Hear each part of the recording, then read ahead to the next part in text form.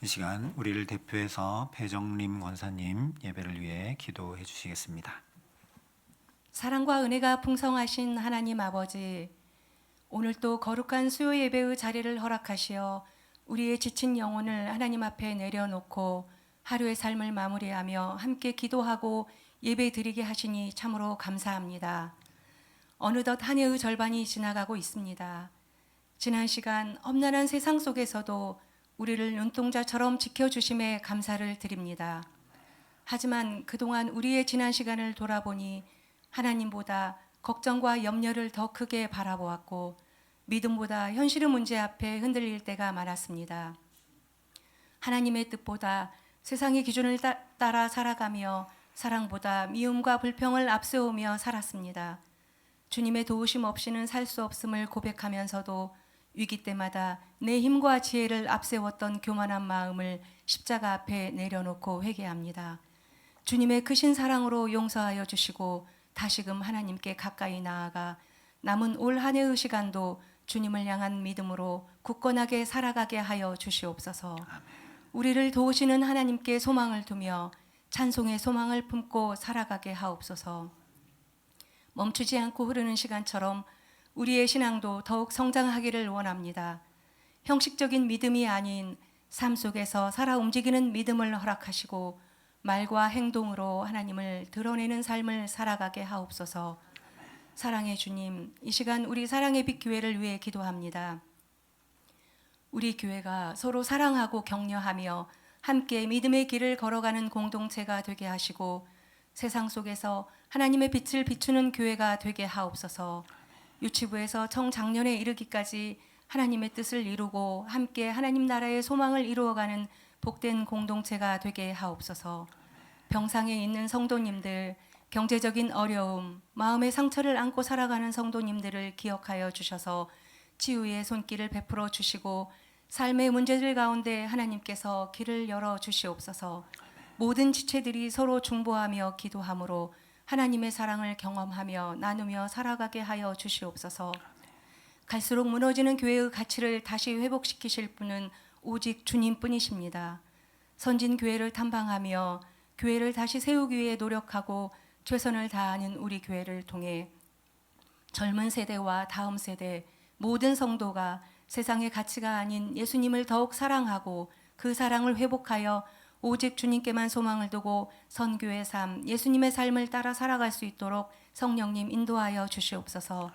또한 지금까지 돌봐주신 은혜에 감사하며 앞으로의 시간도 주님께 맡기기 위해 7월 1일부터 10일 동안 수련의 순으로 하나님께 참된 마음으로 정성을 드리려 합니다. 각자의 성향들을 살피시어 지금부터 마음을 준비하고 모든 성도님들이 한 마음으로 참여하여 더 좋은 소망을 품고 하나님께 가까이 나아가는 시간이 될 수 있도록 성령님 인도하여 주시옵소서. 주님, 이 시간 특별히 나라와 민족을 위해 기도합니다. 갈등과 분열 대신 사랑과 화합이 넘치는 나라, 정의와 원칙이 살아있는 나라, 서로 이해하고 배려하는 사회가 되게 하옵소서. 분단의 아픔을 기억하며 북한을 위해서도 늘 기도하게 하시고 자신들의 이익만을 위해 끊임없이 전쟁을 일삼는 강대국들의 횡포를 이제는 멈추게 하시고 주님의 평화와 사랑으로 회복시켜 주시옵소서. 이 땅의 교회가 침묵하지 않게 하시고 기도하는 공동체로서 이 시대의 빛과 소금의 역할을 감당하게 하여 주시옵소서. 교회가 먼저 깨어 기도하며 나라를 위해 중보하는 사명을 잊지 않게 하여 주시옵소서. 또한 세계 만방에 나아가 복음을 전하시는 선교사님들을 위해 몽골 선교를 준비하는 우리 교회 선교팀의 준비 과정과 선교 일정을 위해 기도하게 하시고 물질적, 정신적인 후원을 통해 만방에 복음을 전하는 사명을 함께하게 하옵소서. 이 시간 말씀을 전하실 목사님을 위해 기도합니다. 가정에 주님의 평안이 늘 임하게 하시고 영육간의 강건함을 더하여 주셔서 성령의 능력으로 선포되는 말씀이 우리의 영혼을 깨우고 삶을 변화시키는 능력이 되게 하옵소서. 여기까지 도우신 에베네셀의 하나님, 오늘의 예배를 통해 앞으로도 도우실 주님을 신뢰하며 다시 세상으로 나갈 힘과 용기를 얻게 하시고 예배의 모든 순서 위에 함께하여 주셔서 오직 하나님께만 영광 돌리는 시간이 되게 하옵소서. 은혜의 하나님, 감사의 하나님께 모든 시간을 맡겨드리며 이 모든 말씀 우리를 구원하신 나사렛 예수 그리스도의 이름으로 기도드립니다. 아멘.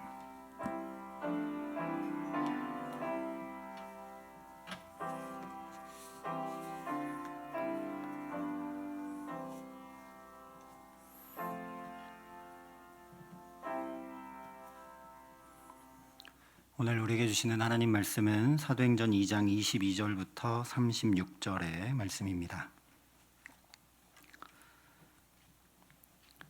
사도행전 2장 22절부터 36절의 말씀을 봉독해 드리겠습니다. 하나님의 말씀입니다. 이스라엘 사람들아, 이 말을 들으라. 너희도 아는 바와 같이 하나님께서 나사렛 예수로 큰 권능과 기사와 표적을 너희 가운데서 베푸사 너희 앞에서 그를 증언하셨느니라. 그가 하나님께서 정하신 뜻과 미리 아신 대로 내준 바 되었거늘 너희가 법 없는 자들의 손을 빌려 못 박아 죽였으나 하나님께서 그를 사망의 고통에서 풀어 살리셨으니 이는 그가 사망에 매여 있을 수 없었음이라. 다윗이 그를 가리켜 이르되 내가 항상 내 앞에 계신 주를 배웠으며 나로 요동하지 않게 하기 위하여 그가 내 우편에 계시도다.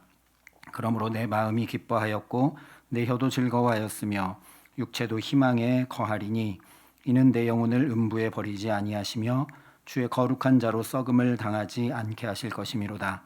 주께서 생명의 길을 내게 보이셨으니 주 앞에서 내게 기쁨이 충만하게 하시리로다 하였으므로 형제들아, 내가 조상 다윗에 대하여 담대히 말할 수 있노니 다윗이 죽어 장사되어 그 묘가 오늘까지 우리 중에 있도다.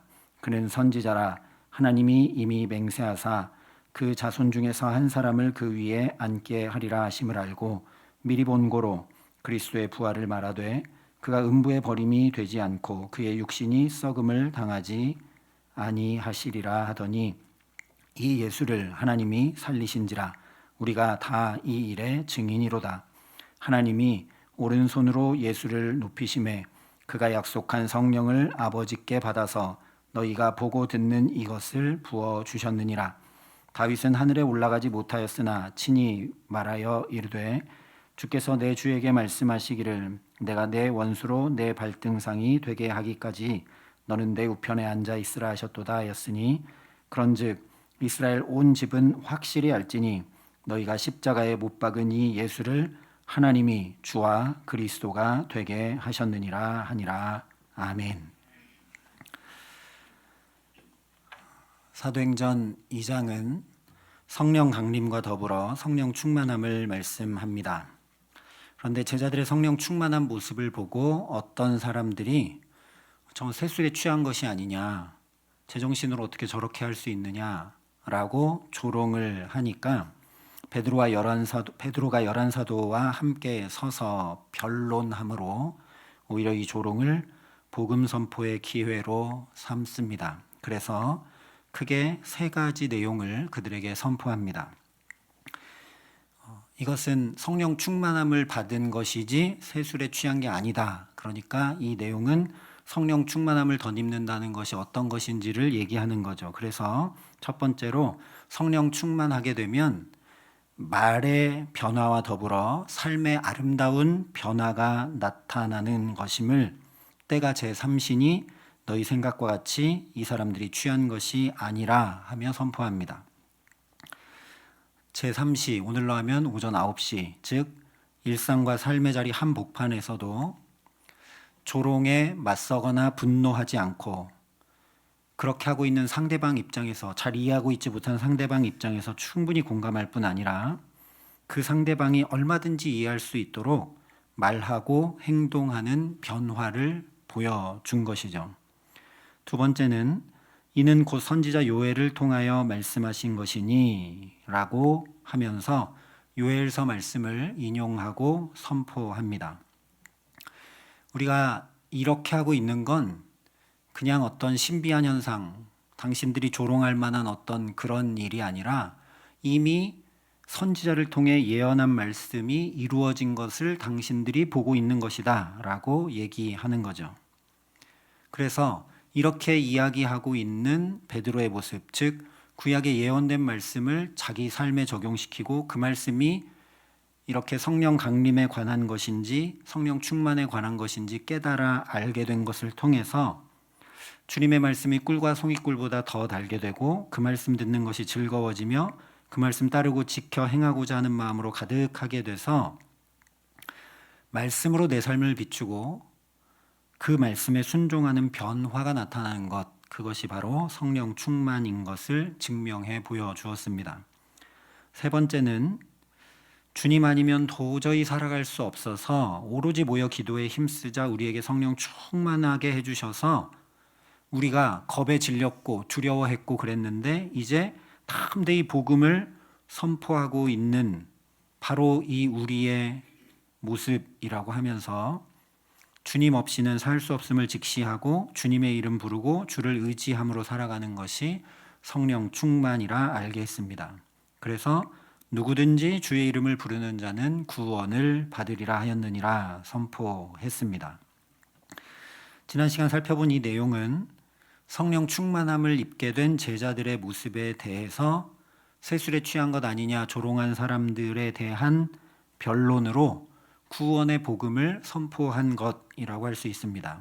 이어지는 오늘 말씀은 역시나 성령 충만한 제자들의 모습을 보고 12절에 어떤 사람들은 이런 반응을 보였습니다. 놀라며 당황하여 이 어찌 된 일이냐. 이런 사람들에 대해서 선포된 복음이 바로 오늘 말씀입니다.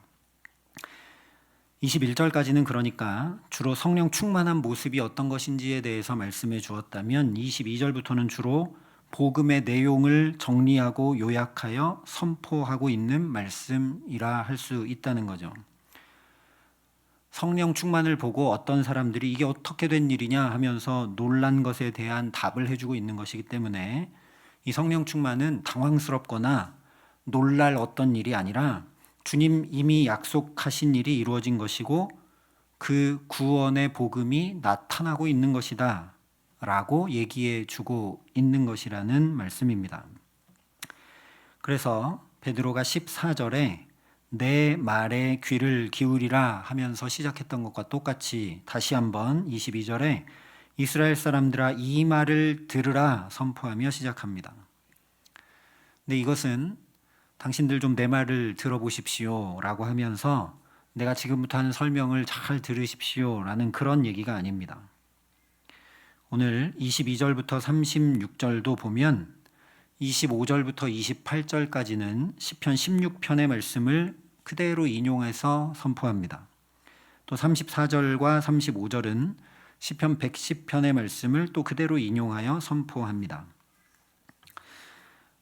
앞부분에서도 즉 세술에 취한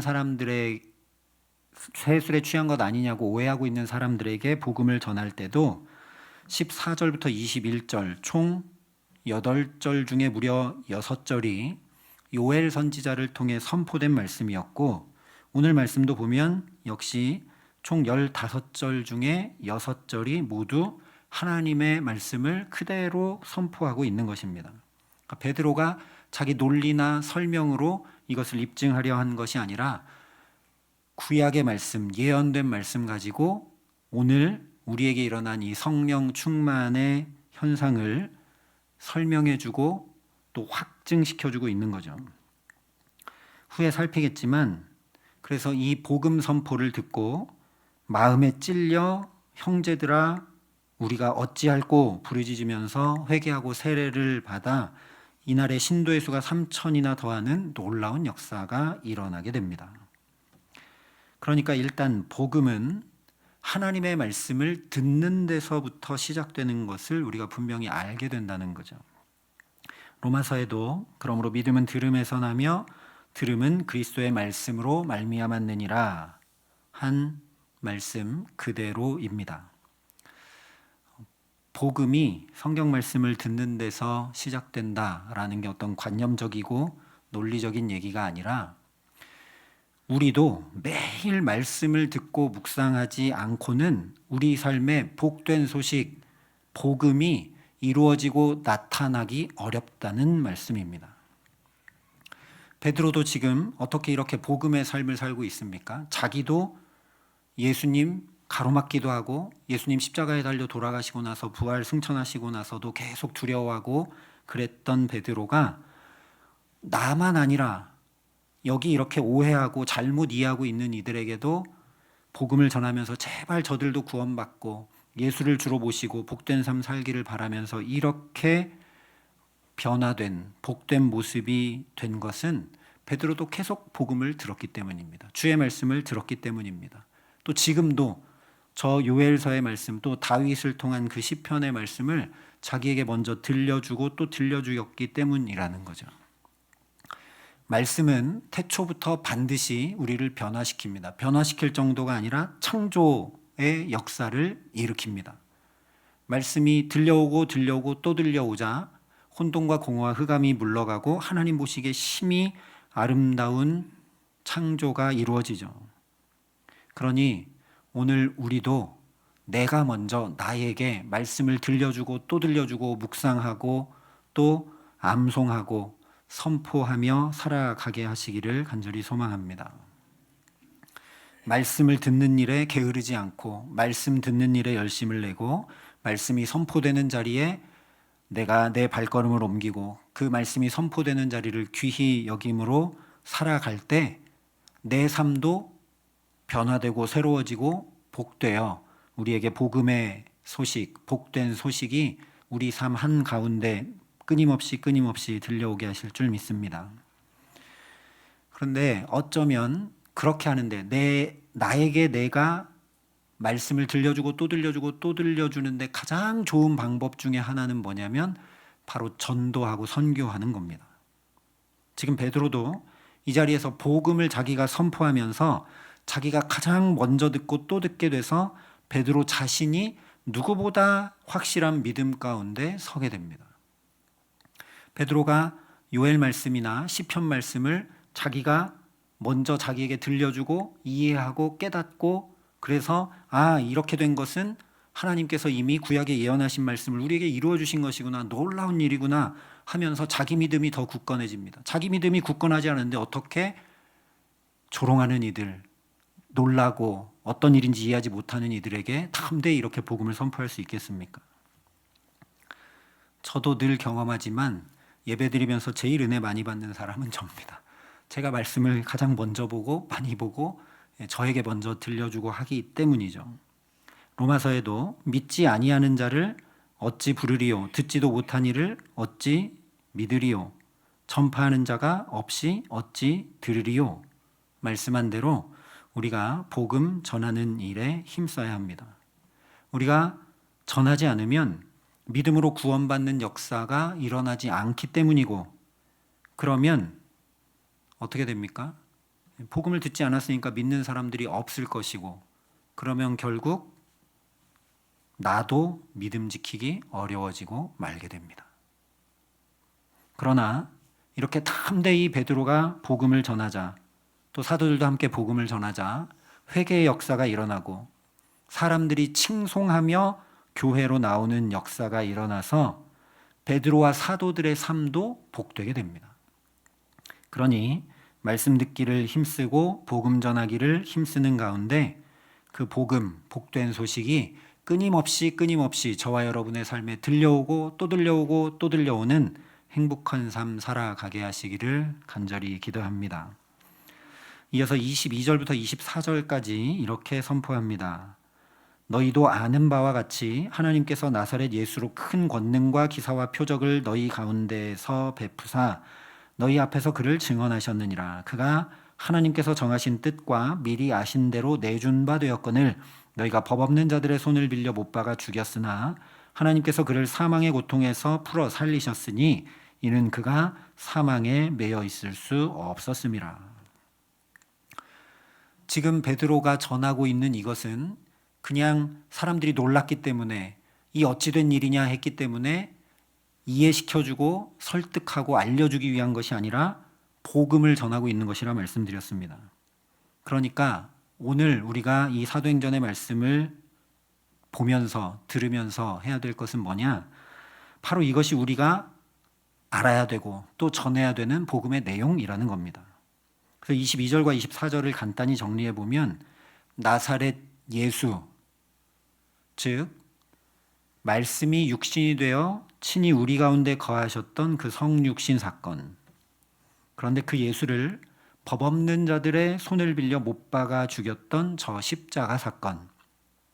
하지만 그 예수가 결코 사망에 매여 있을 수 없었고 하나님께서 그를 사망의 고통에서 풀어 살리신 부활 사건이 우리가 전하는 복음의 내용에 다 포함되어야 한다라는 말씀이죠.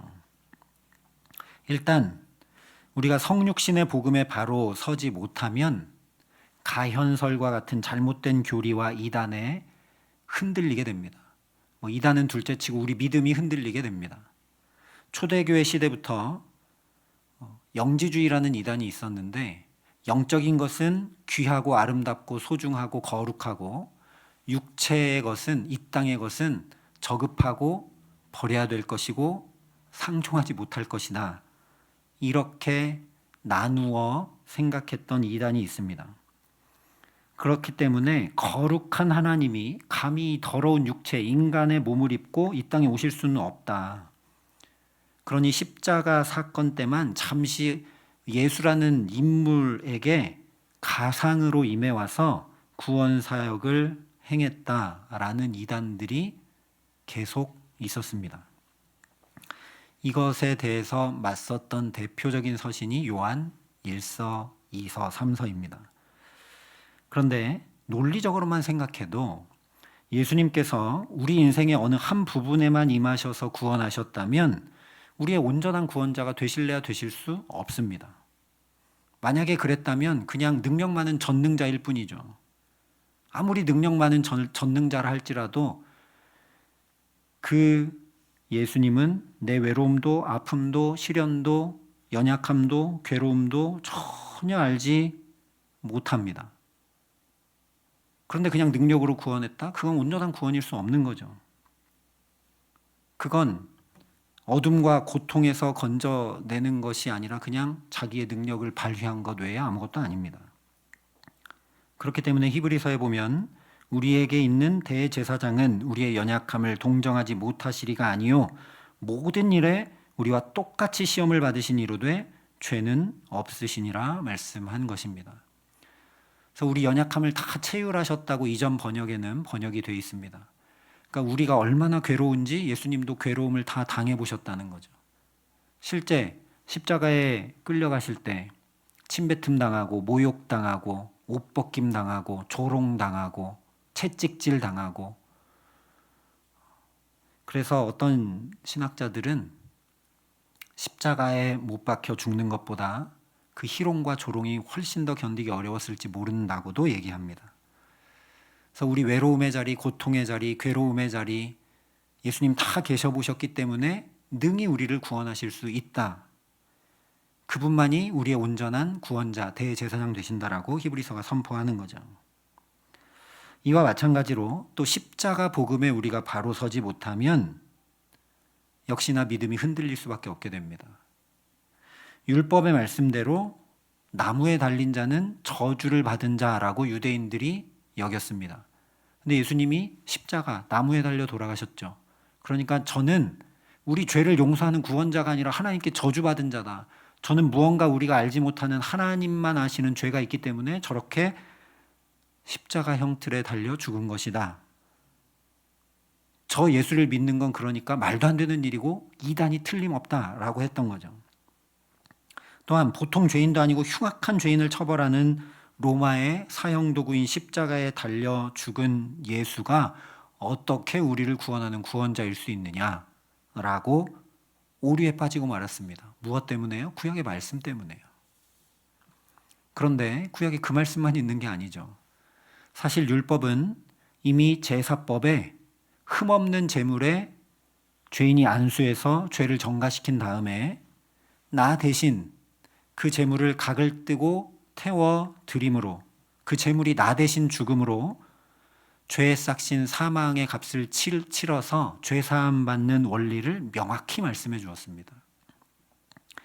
그러니까 십자가는 당시 유대인들이 거부하고 믿지 않았던 것처럼 흉악한 죄인의 형틀이고 나무에 달린 저주를 받은 자, 거기로 끝나는 게 아니라 그렇게 저주를 받아 우리를 대속한 의미가 있는 거죠. 흠없는 어린 양처럼 죄가 전혀 없으시지만 가장 흉악한 죄인, 완전한 죄인으로 그 죄에 대해 가장 극심한 죄값을 치르며 십자가에 달려 돌아가심으로 우리 모든 죄를 대속하셨다. 우리 모든 죄값을 온전히 다 치러내셨다라는 완전한 증표가 십자가라는 겁니다. 그래서 세례 요한도 예수님을 보자마자 보라 하나님의 어린 양이로다 라고 말했죠. 요한 1서에도 그는 우리 죄를 위한 화목제물이니 우리만 위할 뿐 아니요 온 세상의 죄를 위하심이라 말씀한 것입니다. 그렇기 때문에 오늘 베드로도 이 십자가 복음에 대해서 23절에 그가 하나님께서 정하신 뜻과 미리 아신 바대로 내준 바 되었거늘 이라고 선포하고 있는 겁니다. 자기가 인용한 요엘서 말씀 그리고 또 시편의 말씀만 아니라 구약의 말씀이 온전히 이루어진 사건이 바로 십자가라는 얘기입니다.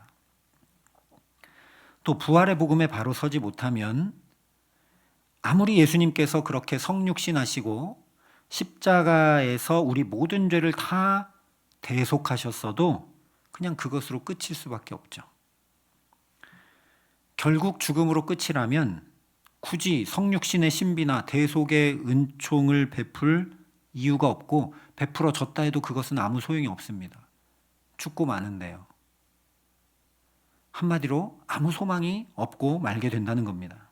그래서 사도 바울이 고린도전서에 이렇게 선포한 겁니다. 그리스도께서 다시 살아나신 일이 없으면 너희의 믿음도 헛되고 너희가 여전히 죄 가운데 있을 것이요 또한 그리스도 안에서 잠자는 자도 망하였으리니 만일 그리스도 안에서 우리가 바라는 것이 다만 이 세상의 삶뿐이면 모든 사람 가운데 우리가 더욱 불쌍한 자이리라. 부활의 복음에 바로 서 있지 못하면 우리가 온갖 노력을 다하고 또 우리가 생각할 때 복되고 행복한 삶을 사는 것 같아도 세상 가장 불쌍한 자가 되고 만다는 겁니다. 아무 소망이 없는 거니까요. 결국 죽을 거니까요. 그런데 다윗의 시편을 인용하면서 예수님이 부활하셨다 증언합니다. 그리고 예수를 하나님이 살리셨다. 사망에 매여 있을 수 없으셨다. 라고 증거하죠. 그러면서 우리가 이 일에 다 증인이다. 이렇게 선포합니다. 마지막은 승천의 복음입니다. 물론 지금 말씀드린 부활의 복음이 우리로 소망을 가지게 합니다. 아, 죽는 것으로 끝나는 게 아니구나.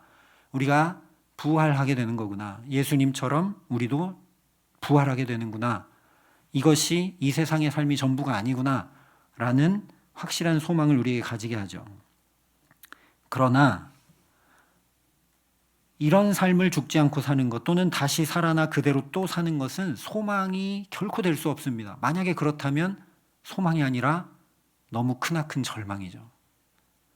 여러분 다시 살아서 이 삶을 또 살게 된다면 그 어떻게 소망일 수 있겠습니까? 그런데 어떤 종교에서는 그렇게 윤회설을 얘기하죠.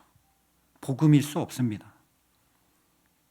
이렇게 힘겹고 수고롭고 눈물 나고 고통스러운 삶, 날이 갈수록 이 육체가 쇠약해져가는 그런 삶, 또 살려면 절망일 수밖에 없다라는 겁니다. 거기 무슨 소망이 있겠습니까?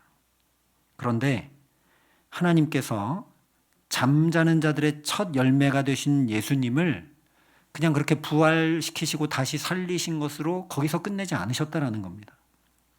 33절에 하나님이 오른손으로 예수를 높이심에 라고 선포합니다. 이것은 물론 제자들이 본 것처럼 예수님께서 하늘로 올라가신 승천을 얘기하는 것이죠. 하지만 동시에 이것은 예수님께서 말 그대로 하나님께서 예수님을 말 그대로 가장 존귀히 높이셨다는 말씀입니다. 모든 이름 위에 뛰어난 이름을 얻게 하셨다고 성경이 증언하죠. 그렇기 때문에 36절에 보면 그런즉 이스라엘 온 집은 확실히 알지니 너희가 십자가에 못 박은 이 예수를 하나님이 주와 그리스도가 되게 하셨느니라 선포하고 있는 겁니다. 그리스도는 기름 부음 받은 자라는 뜻이고 주는 당연히 주인이란 뜻이죠. 이 주와 그리스도를 합하게 되면 한마디로 얘기하면 하나님이라는 얘기입니다. 그러니까 너희들이 십자가에 못 박고 저주받은 죄인이라 여겼던 그 예수를 하나님이 어떻게 하셨는지 보라는 거죠. 가장 뛰어나고 존귀한 이름을 얻게 하시고 열방을 통치하게 하시는 주님으로 삼으셨다라는 겁니다. 이것이 우리에게 소망입니다.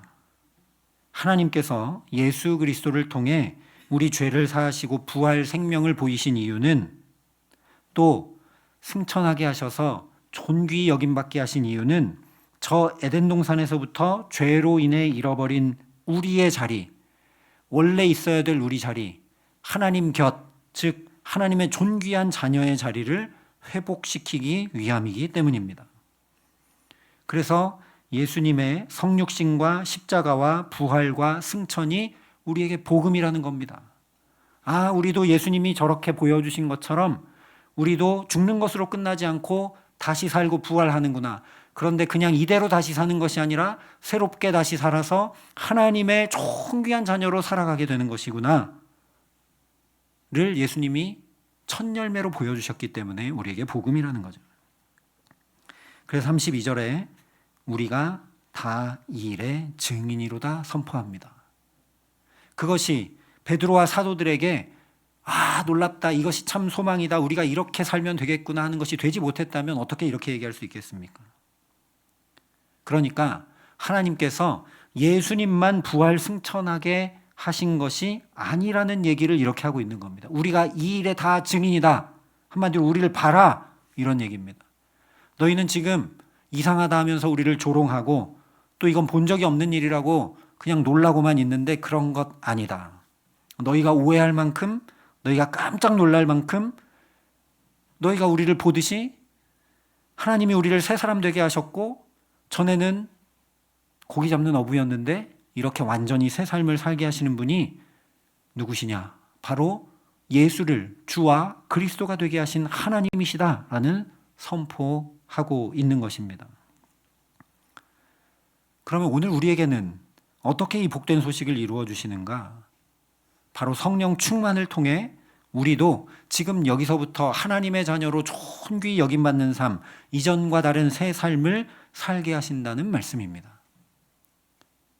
성경이 분명히 선포하죠. 성령께서 우리가 하나님의 자녀인 것을 증언해 주십니다.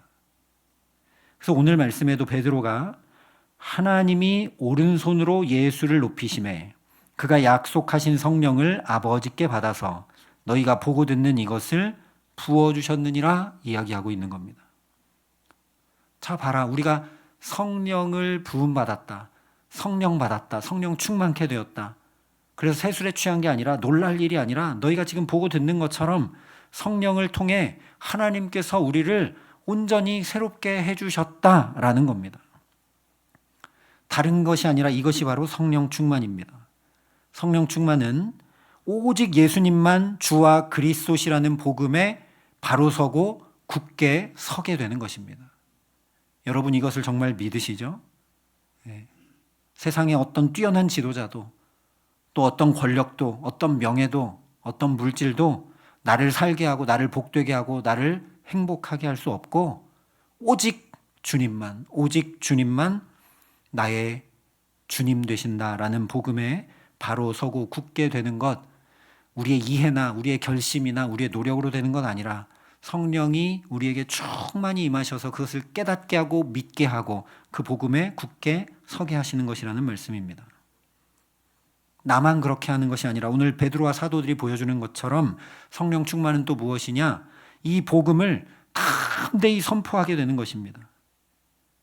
말로만이 아니라 이 복음으로 또 내가 새 삶을 살게 되는 것이 바로 성령 충만이라는 거죠.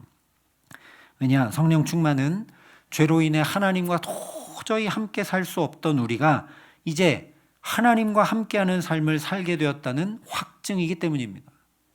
이제는 예수님의 십자가 보혈로, 부활 승천으로 우리에게 하나님이 함께 하실 수 있는 길이 환히 열렸기 때문에 성령으로 하나님께서 언제 어디나 우리에게 오셔서 함께 하시고 동행하시고 역사하신다는 것이 바로 성령 충만이기 때문입니다.